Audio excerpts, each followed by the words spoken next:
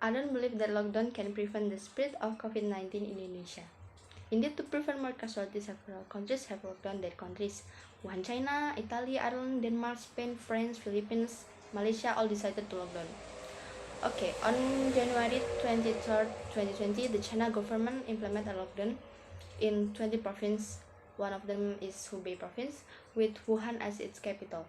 About 2 months after the lockdown was imposed, the National Health Commission of China announced that there were no reports of new COVID-19 cases in the province. That's a good point, but in Italy, which has implemented a lockdown from 9th March to 27 May 2020, an increase in cases continues to occur. Based on the latest data, there are around 231,000 people infected with the coronavirus and 32,000 of them died. The data makes Italy the country with the highest death rate from the coronavirus virus in the world.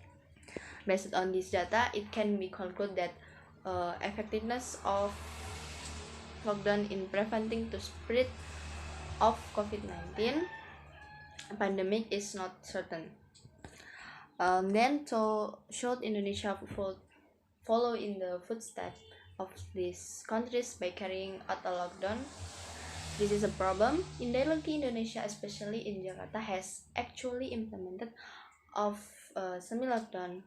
A number of government or private office as well as school are closed because work and study activities are carried out from home. The traffic on the road is quiet, the malls and market are quiet, tourist attraction are also closed. Indeed, almost all economic activities have been affected by this pandemic. Only 20% of Directorate General of Taxes employees work until April 5, 2020. The rest work from home. Inspection area, surveillance, and outreach have all stopped. That the tax court is also closed until March 31, 2020. This kind of limited isolation or semi-lockdown situation is certainly bad for the economy, especially if a lockdown is carried out, which means total isolation. For example, by prohibiting people from traveling outside the city or prohibiting people from using intercity transportation modes. On the other hand, the dominance of the informal economy in Indonesia is still very large. It is day meatball workers, traveling tailors, online motorcycle taxi drivers, traveling drivers at some point in them, and so on, who will experience the biggest losses if the lockdown is applied. Therefore, for the government deciding to lockdown is not an easy matter. Various preparation must be made. For example, preparing direct cash assistance to informal sector workers, carrying out strike security in border areas, and so on.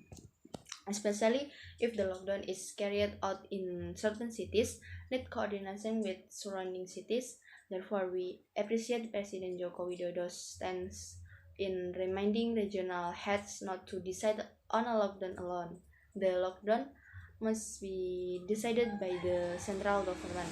Finally, it's time for us to reduce outdoor activities while reducing physical contact, applying limited isolation. Society must be more disciplined, not because the virus is very deadly, but because this virus is very contagious. May our family, our country, survive this pandemic.